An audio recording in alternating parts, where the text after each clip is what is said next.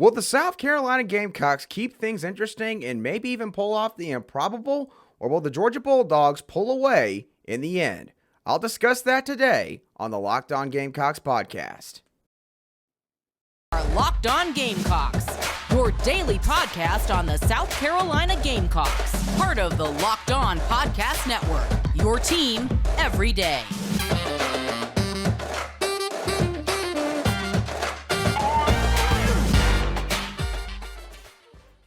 Today's game preview edition of the Locked On Gamecocks podcast is brought to you by BetOnline. BetOnline has you covered this season with more props, odds, and lines than ever before. BetOnline, where the game starts. Hello, Gamecock Nation, and welcome back to the Locked On Gamecocks podcast, your show for daily headlines and potential storylines on your favorite South Carolina Gamecock sports teams. I'm your host, Andrew Lyon, and as always, thank you for making the Locked On Gamecocks podcast your first listen every day. We are free and available on YouTube and wherever you get your podcasts daily. And of course, on today's show, we are doing a special game preview edition for South Carolina's big matchup on Saturday afternoon, where they'll be taking on the number one ranked Georgia Bulldogs, the reigning defending national champions, and the third game in what has been truly a gauntlet of a three-game stretch to start off the season for the South Carolina Gamecocks. Yes, I am including Georgia State because, yes, I will continue to say this all season long. They are a very good group of five football team, and I think most of y'all will see that, some of y'all who dispel the Panthers by season's end. But to get back on track here, as always, I'm going to go over one key factor externally to watch for this game against the Georgia Bulldogs. I'll also give my three keys to the game, which I believe could help the Gamecocks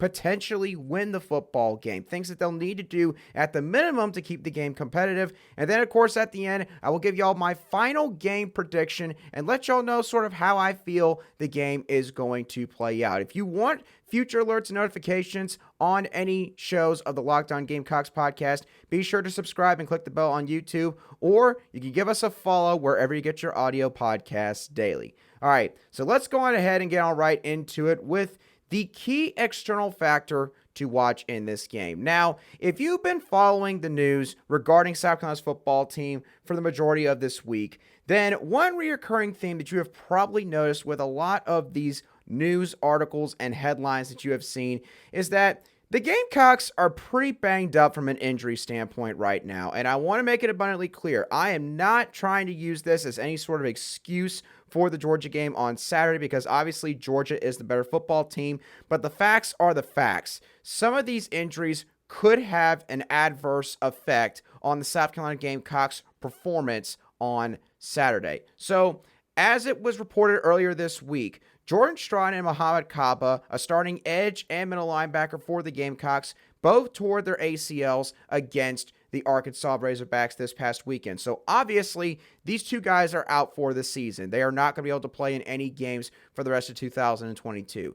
There's also 5 players who are questionable right now to play against Arkansas, at least as of this very moment that I'm doing this show. Cam Smith is one. David Spalding is another. R.J. Roderick is another DB who's questionable. Alex Huntley, one of our starting defensive tackles, he's also questionable. And wide receiver Corey Rucker, who has been dealing with a pretty moderate foot injury since fall camp as far as I know. And then 2 players who seem like they're going to be able to play in this game against Georgia are Darius Rush and Takarion Joyner, but of course you never know sort of how exactly the snap counts are going to be divvied out. But I do believe that both these guys are going to be able to play based on what has been said this week.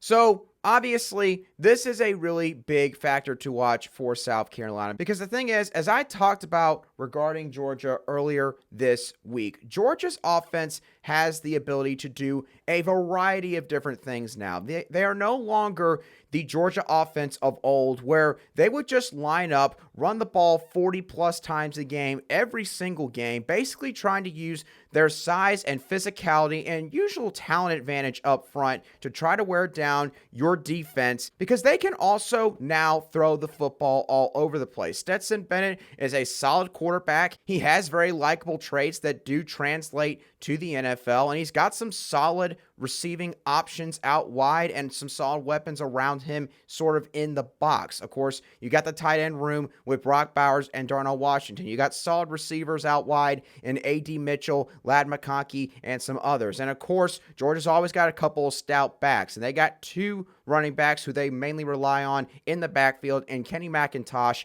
and Kendall Milton. So the point being, Georgia no longer just has to line up and run the football for 60 minutes. They can do a multitude of different things. And I feel like knowing Georgia's coaching staff and seeing what happened to South Carolina this past weekend, well, I'm sure that Georgia's coaching staff, to at least a very small degree, probably feels at least a little bit of sympathy for South Carolina, considering, again, the fact that they are having to play Arkansas and Georgia back-to-back, and considering the fact that both teams have highly physical, imposing playing styles.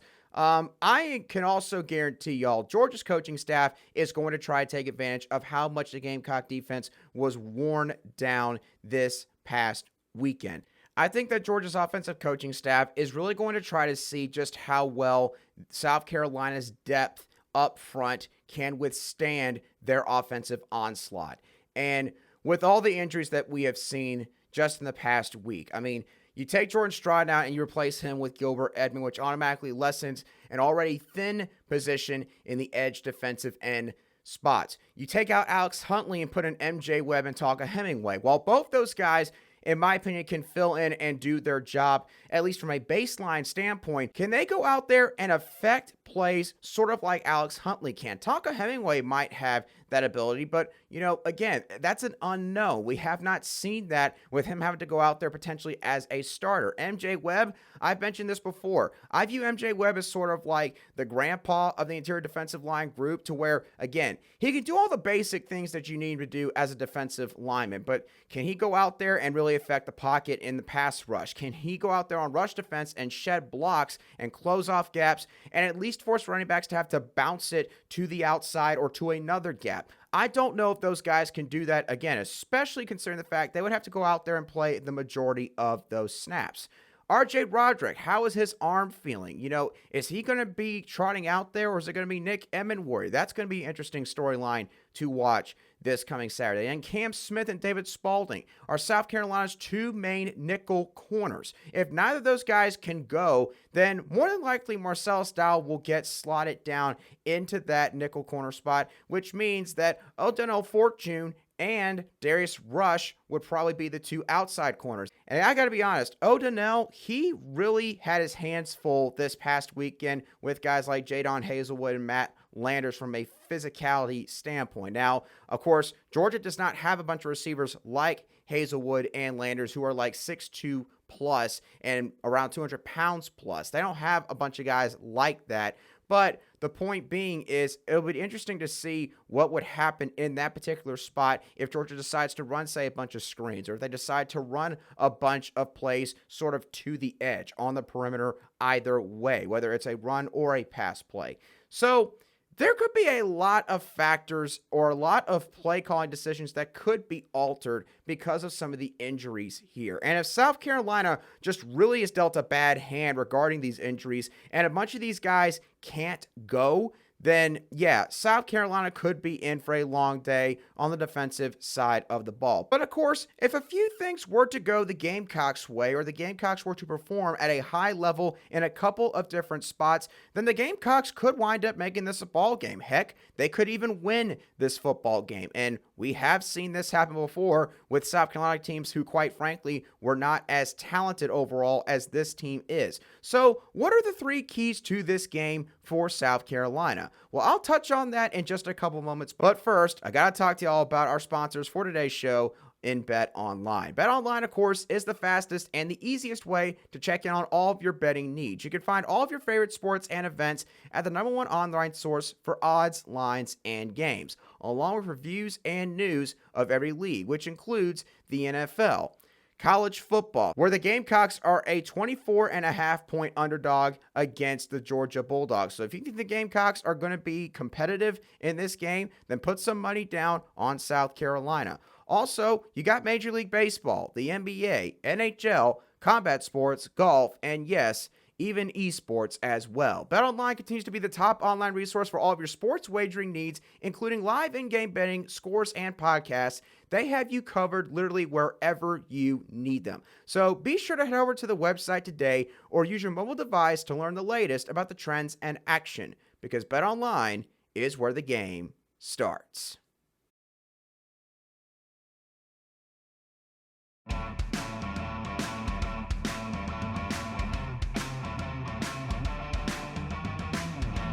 Welcome back to today's special game preview edition of the Locked On Gamecocks podcast, where we cover your South Carolina Gamecocks every single day. All right, so in the first segment of today's show, of course, I talked about the key external factor to watch for South Carolina's matchup against the Georgia Bulldogs. So now let's talk about the three keys for South Carolina to remain competitive and potentially win this game against the Georgia Bulldogs. So the first key for me completely pertains to the offense. I think that this is a game where South Carolina needs to get the short passing game going early on in this game. I think that they need to use some tempo. I think they need to try to move the pocket through bootlegs and rollouts in the play action game whenever you want to try to chalk up an intermediate pass or do a shot play for a deep, explosive play. The reasons why I think that this is a big key for South Carolina's offense. First of all, I think you need to get Spencer Rattler's confidence up. Spencer Rattler, from what I've been able to see in both the Georgia State and Arkansas game, is just having a hard time really gaining trust in this pro-style offense. Again, I've talked about this before. This is an offense that is starkly different from what he was running at Oklahoma. In Oklahoma, he was running, of course, the air raid offense under Lincoln Riley, where there was very few plays that were in the playbook. It was pretty much the same concepts, but just different formations. And he didn't really have to do a whole lot in terms of going through his progressions throughout the entire field. In a pro-style offense, obviously, there is a lot of differences regarding that, and it's almost the exact opposite in certain cases. So I think overall, Spencer Rattler, you got to get his confidence up early in this game. The best way to do that usually is by dialing up some short passing plays, allowing him to get some completions, get his confidence going. Hope that, of course, the guys on the edges or the guys catching the ball maybe make some plays, get some extra yards after the catch, get some sustained drives. And if you can do something like that, then I think the number 7 will be a lot more calm, cool, and collected in what is going to obviously be a very big matchup here for South Carolina. I think you also need to take advantage of all the playmakers that you have at the skill positions. I talked about this, of course, throughout this week. Jaheim Bell, I don't think you need to quit giving him handoffs in the backfield, but you've got to start getting him back out in open space again. And the best way to do that is you need to send him out on some actual routes and get the ball to him in the passing game. Get Austin Stogner involved like he did last weekend. Continue to feed Antoine Wells the football because he's taking advantage of the opportunities that he's getting. Get Jalen Brooks involved. You've also got Amarian Brown who could get open on some deep routes. Marshawn Lloyd and Juju McDowell could catch some passes out of the backfield. Josh Vann can hopefully resurface and come back and be a difference maker on this offense because the first 2 games, he hasn't really done a whole lot for a couple of different reasons more than likely. So you need to get all of your playmakers involved on this offense. And the last reason why I think this is a big key for South Carolina, regarding the tempo specifically, I've mentioned this before on the show as well.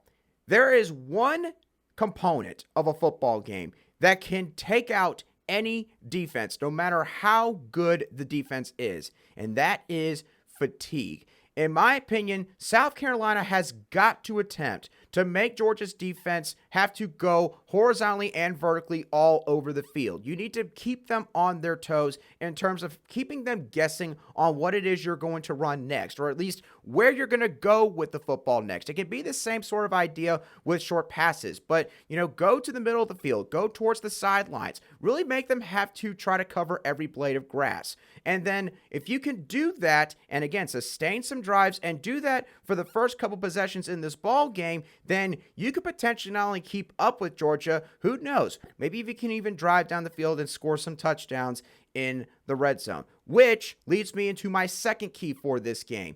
You got to be able to at least match Georgia in terms of situational football. When I say situational football, I'm of course talking about third down and red zone plays. South Carolina has been just abhorrently bad in third down situations so far this season. They were 3 of 14 on third down against Georgia State. They were 3 of 10 on third down against Arkansas.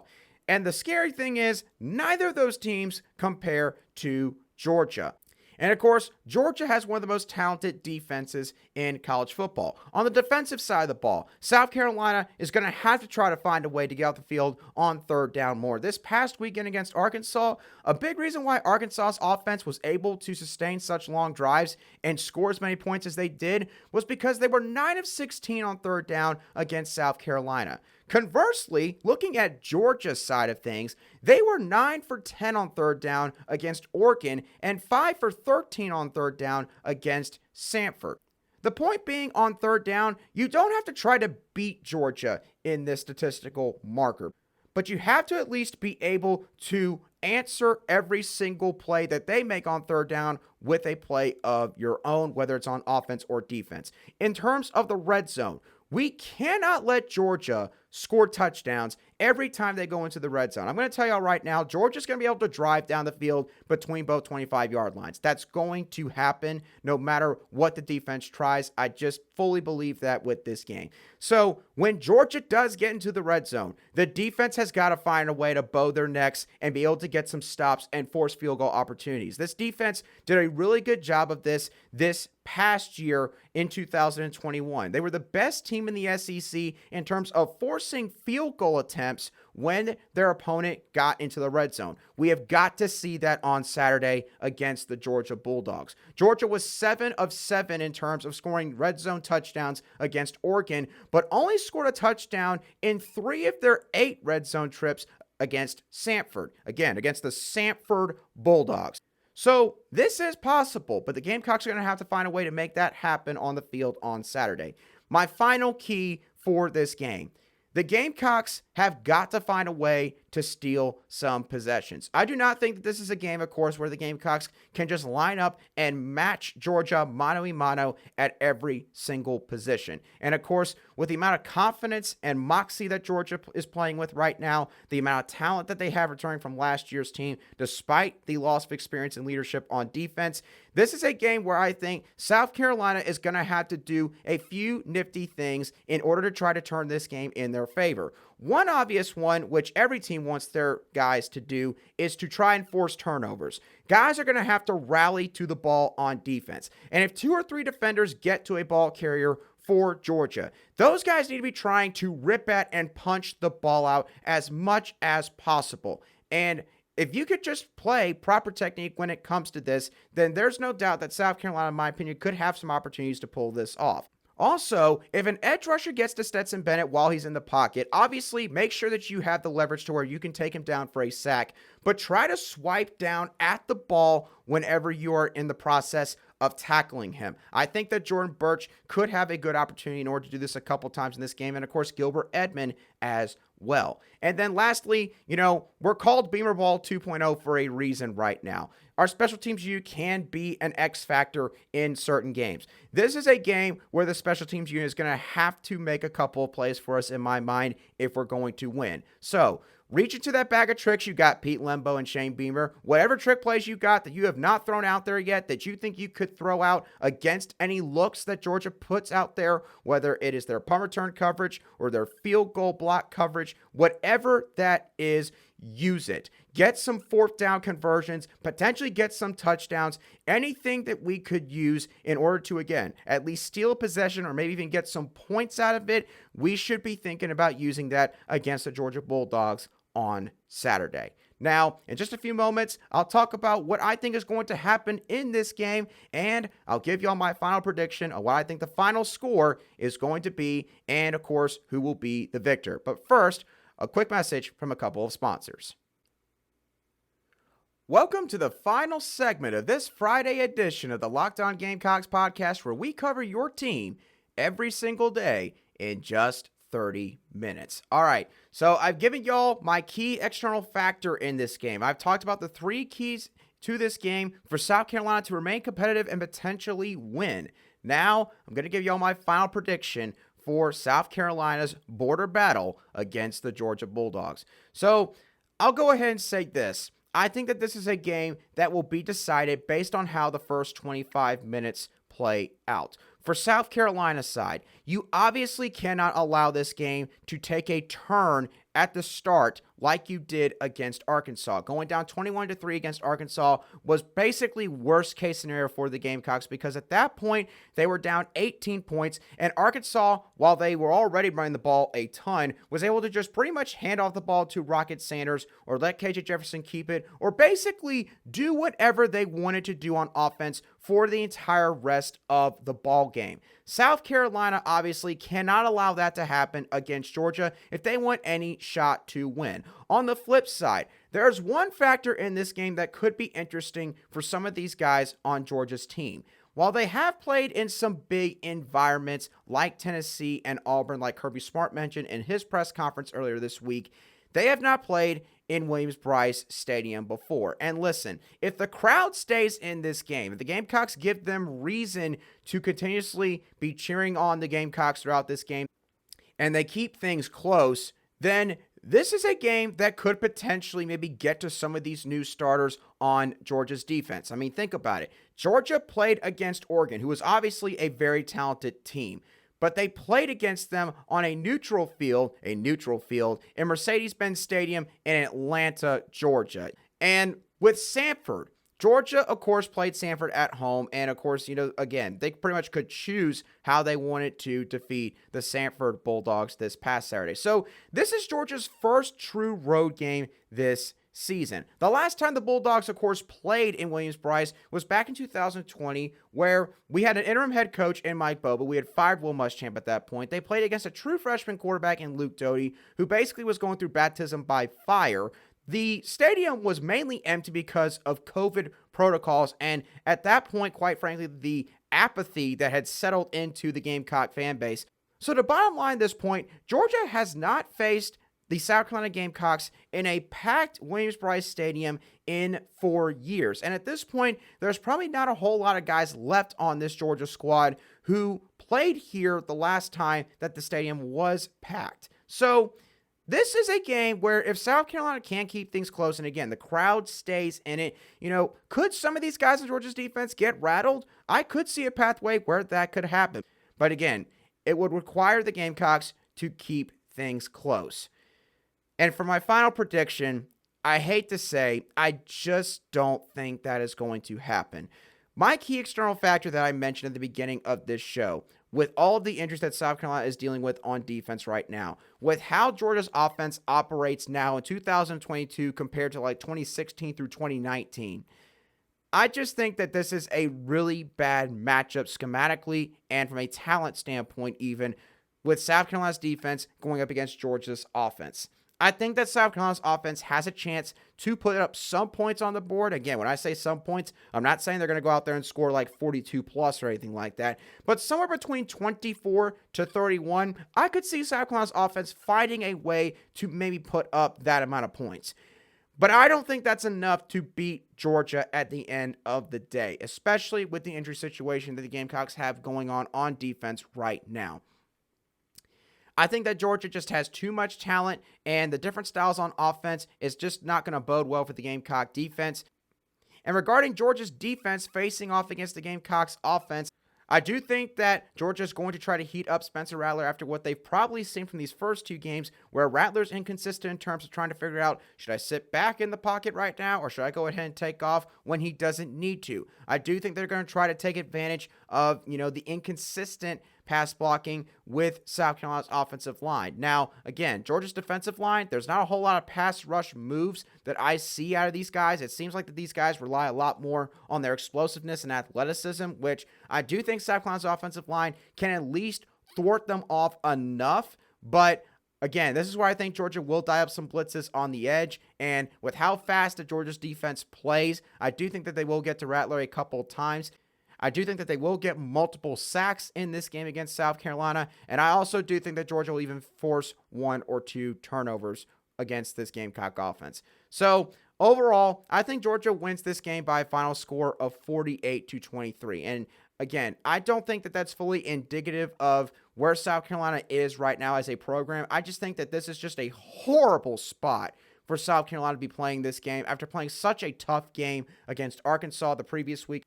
And I just think that that's going to be an additional factor in this game for the Gamecocks. And so I think the Gamecocks are going to drop to 1-2 and 0-2 in conference play at the end of this weekend.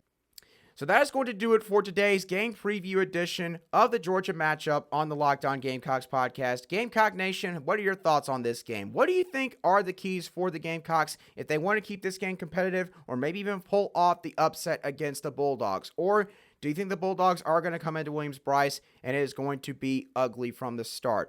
No matter what you think, I do want to hear all of y'all's thoughts down below in the comments section if you are watching today's show on YouTube. But of course, if you're also listening to today's show on an audio podcast app, wherever you get your podcasts daily, you can also feel free to shoot me a message at @alion_SC on Twitter, and I'll be sure to respond to any replies or comments that you have for me as quickly as I see them. And as always, if you've enjoyed the Locked On Gamecocks podcast, but you want to get more news on the entire SEC conference, then go give Chris Gordy of Locked On SEC a listen, where he talks with the local team experts of Locked On that cover the SEC teams and takes you across the entire SEC in just 30 minutes. He does daily shows just like me, Monday through Friday. So again, make Locked On SEC your second listen after, of course, the Locked On Gamecocks podcast. But once again, y'all, that does it for me on today's show. I hope that y'all have a great rest of your Friday and a fantastic weekend. And for those of you who are going to be there at the game, be safe while you are there. I'll catch y'all on the next show of the Locked On Gamecocks podcast.